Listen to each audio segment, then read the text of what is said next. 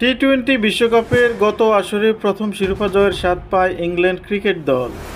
চলতি আসরের দ্বিতীয় সেমিফাইনালে ভারতের বিপক্ষে হেরে শিরোপার লড়াইয়ের আগেই বিদায় নিল ব্রিটিশরা।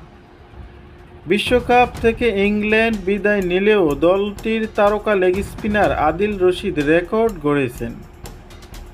তিনি ভারতীয় তারকা ক্রিকেটার রোহিত শর্মাকে বোল্ড করার মধ্য দিয়ে টি-টোয়েন্টি বিশ্বকাপে ইংরেজদের হয়ে সর্বোচ্চ 31 উইকেট শিকার করেছেন।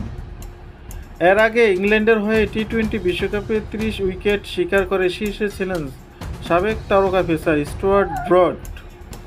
বৃহস্পতিবার ওয়েস্ট ইন্ডিজের গায়ানার প্রভিডেন্স স্টেডিয়ামে টি-টোয়েন্টি বিশ্বকাপের নবম আসরে দ্বিতীয় সেমিফাইনালের ম্যাচে মুখোমুখি হয় ভারত ইংল্যান্ড।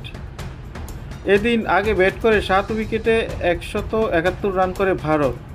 টার্গেট তাড়া করতে নেমে অক্ষর প্যাটেল ও কুলদীপ যাদব স্পিন আর জাসপ্রীত বুমরাহর গতিতে বিভ্রান্ত হয়ে নিয়মিত বিরতিতে উইকেট হারিয়ে 16.4 ওভারে 103 রানেই অল আউট হয় ইংল্যান্ড।